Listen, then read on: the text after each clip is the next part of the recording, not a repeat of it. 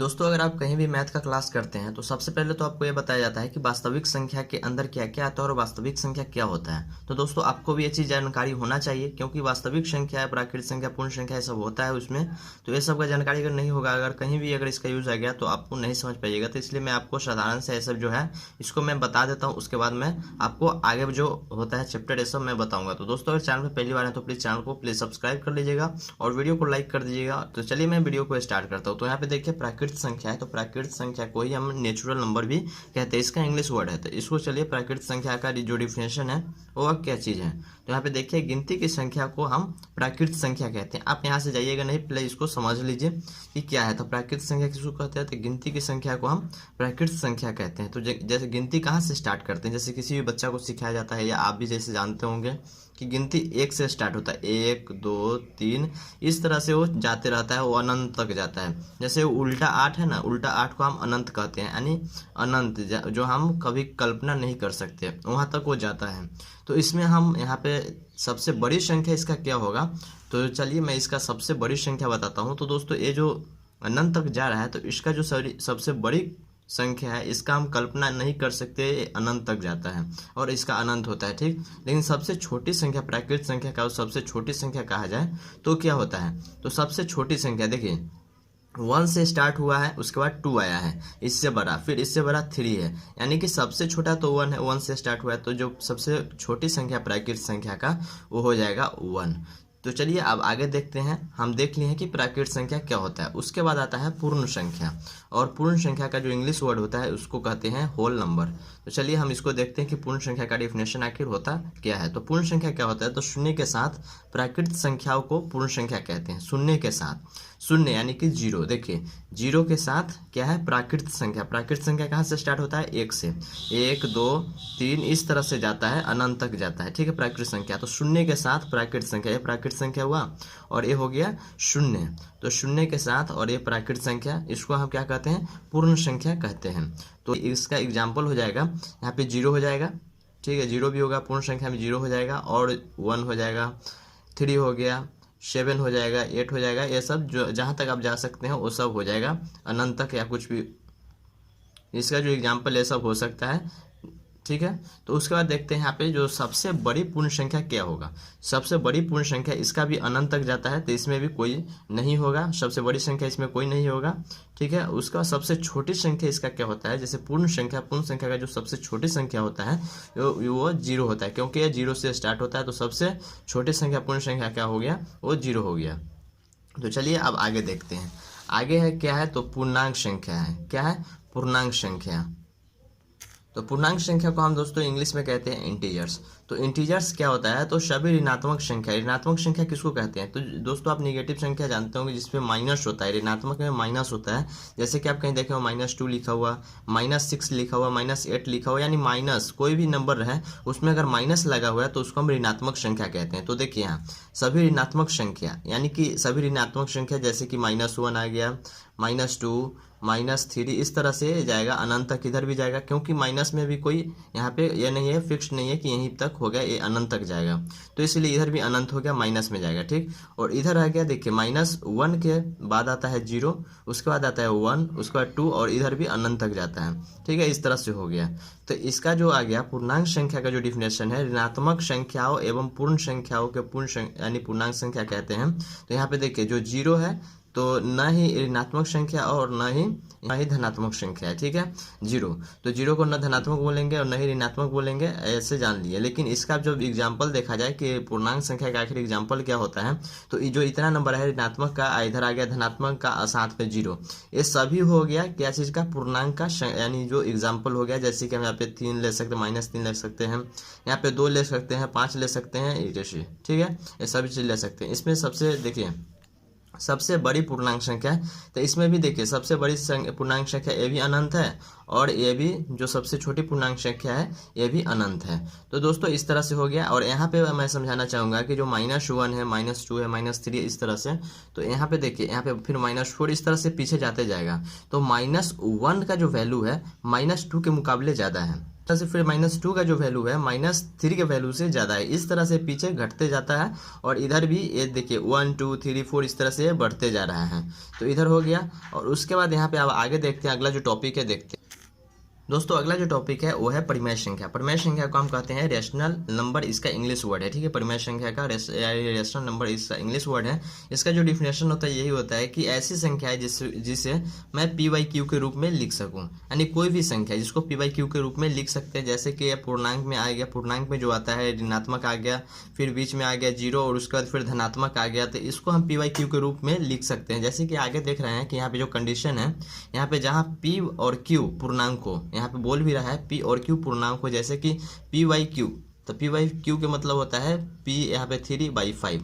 इस तरह से हम कुछ भी एग्जांपल ले सकते हैं। p भी पूर्णांक आ गया और q भी पूर्णांक, तो पूर्णांक तो 3 भी होता है और 5 भी होता है। यहाँ पे मैं पूर्णांक में अगर -3/2 भी ले लूँ तो ये भी पूर्णांक है, -3 भी पूर्णांक है, आप देख लिए हैं ऊपर पूर्णांक संख्या में बताया हूँ, और 2 भी पूर्णांक है। तो इस तरह से जो यहाँ पे है ये p और q पूर्णांक में हो, और नीचे एक और दिया है और p does not equal to 0, sorry q does not equal to 0, यानी जो q है नीचे वाला है, जो नीचे होता है, ये देखिए वाला जो हर होता है, हर का जो वैल्यू है कभी भी 0 नहीं होना चाहिए। क्योंकि देखिए यहाँ पे अगर हम 0 लेते हैं, जैसे 3 ले लिए और नीचे 0 ले लिए, तो यहाँ पे इस तरह का जो मतलब है यही होता है। जैसे कि अगर 3/2 है तो हम यहाँ पे क्या करते हैं, जब 2 से हम 3 में भाग देते हैं, यही इसका मतलब होता है। तो इस तरह से यहाँ पे इसका कुछ ना कुछ वैल्यू आ जाएगा। लेकिन अगर यही अगर नीचे अगर 0 रहे, तो यहाँ पे देखिए 3 में अगर हम 0 से भाग देते हैं, तो ऐसा क्या कौन सा नंबर है जिससे हम इसमें गुना करेंगे कि 3 आ जाए, ऐसा कोई भी नंबर है, इसलिए ये अनडिफाइंड है, ठीक है। तो इसलिए यहाँ पे जो परिमेय संख्या है, तो परिमेय संख्या का यही डिफिनेशन है कि ऐसी संख्या है जिसे p/q के रूप में हम लिख सकते हैं, और जहाँ p और q है सो क्या है, पूर्णांक है, और q 0 के बराबर नहीं होना चाहिए, यही इसका डिफिनेशन है। जैसे कि यहाँ पे हम एग्जांपल में आपको बता दिया हूँ, लेकिन यहाँ भी लिख देता हूँ, 3/2 हो गया, 4/8 हो गया। इस तरह से आप कुछ भी लिख सकते हैं, -2/3 हो गया, इस तरह से आप लिख सकते हैं। माइनस नीचे आ सकता है, कोई दिक्कत नहीं है। जैसे कि यहाँ पे 3/, यहाँ पे 2, यहाँ पे पूरा पे माइनस डाल सकते हैं, ये सब यानी हो गया p/q के रूप में हो गया, परिमेय संख्या हो गया। उसके बाद आता है अपरिमेय संख्या। तो अपरिमेय संख्या जस्ट इसका अपोजिट होता है, परिमेय का जस्ट अपोजिट होता है। तो इसका जो इंग्लिश वर्ड होता है वो होता है इरेशनल नंबर, ठीक है। तो इसका जो डिफिनेशन है यही है कि ऐसी संख्या है जिसे हम p/q के रूप में नहीं लिख सकते, यानी नहीं लिखा जा सका, यानी नहीं लिखा जा सके, और जो p/q है वो पूर्णांक हो, और q does not equal to 0, जो q है 0 के बराबर नहीं हो।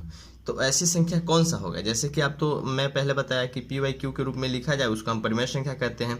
लेकिन यहाँ पे बोला जा रहा है कि p/q के रूप में नहीं लिखा जाए, ठीक है, नहीं लिखा जाए। तो नहीं लिखने जाने वाला, यहाँ पे मैं एग्जांपल पहले से ही ले लिया हूँ आप लोगों को समझाने के लिए कि -2, तो -2 है और नीचे क्या है, कुछ भी, जैसे 1 2 3 नीचे तो छुपा हुआ रहता है। जैसे कि ये नंबर है, इसके नीचे कुछ भी हम रख सकते हैं, कोई भी नंबर रहता है उसके नीचे 1 छुपा हुआ रहता है। जैसे कि अगर 3 है तो इसके नीचे ऑटोमेटिक 1 छुपा हुआ रहता है। तो इसलिए यहाँ पे देखिए जो अपरिमेय संख्या है उसको यहाँ पे √2 है, तो √2 यहाँ पे क्या आ गया, ये आ गया अपरिमेय संख्या।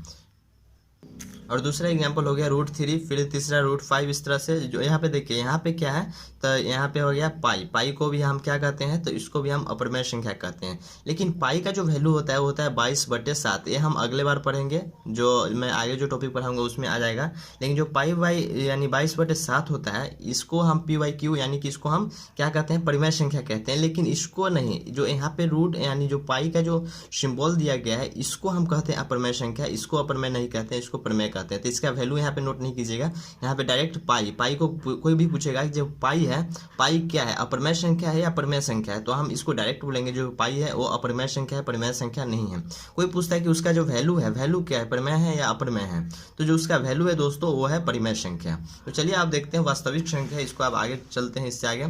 तो वो है वास्तविक संख्या। वास्तविक संख्या को ही हम लोग रियल नंबर कहते हैं, और रियल नंबर के अंदर ही ये सब जो पूर्णांक संख्या हो गया, पूर्ण संख्या हो गया, ये सब जो परिमेय अपरिमेय सब पर है वो सब वास्तविक के ही अंदर आता है, वास्तविक संख्या के ही अंदर आता है। तो जो इसका डिफिनेशन यही है कि परिमेय संख्या और अपरिमेय संख्या, देखिए परिमेय संख्या और अपरिमेय संख्या के अंदर में हम पूरा नंबर ले लिए, जैसे कि ऊपर से प्राकृत संख्या, पूर्ण संख्या पढ़े, और जो और भी पूर्णांक सब पढ़े, वो सभी यहाँ पे परिमेय और अपरिमेय के बीच में आ रहा है। तो यहाँ पे डायरेक्ट सा डिफिनेशन है कि परिमेय संख्या और अपरिमेय संख्या को मिलाकर वास्तविक संख्या बनती है। तो यहाँ पे हम कुछ भी एग्जाम्पल ले सकते हैं, जैसे कि यहाँ पे -3 भी ले सकते हैं, 2 भी ले सकते हैं, 0 भी ले सकते हैं, या यहाँ पे √2 भी ले सकते हैं। यहाँ पे सभी नंबर यहाँ पे वास्तविक आ रहा है, देखिए ये सब आ गया, ये सब वास्तविक संख्या है। तो हम इसका एग्जाम्पल ले लिए। उसके बाद आता है सम संख्या। तो दोस्तों आप लोग, जाहिर सी बात है, आप लोग सम संख्या जानते होंगे। अगर आप नहीं जानते तो मैं इस वीडियो में आपको बताता हूँ कि सम संख्या क्या होता है। इसका जो इंग्लिश वर्ड होता है वो है इवन नंबर। तो वैसी संख्या है जिसमें 2 से पूरा भाग लग जाए।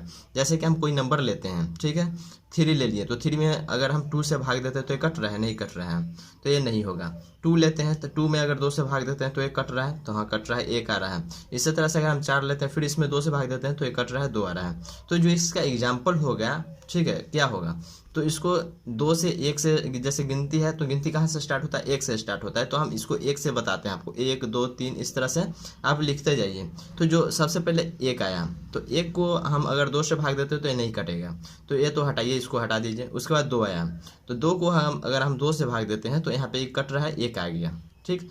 फिर से आगे जाते हैं, 3 आ गया, 3 में अगर 2 से भाग देते हैं तो क्या हो गया, ये भी कट गया, सॉरी ये नहीं कटता है।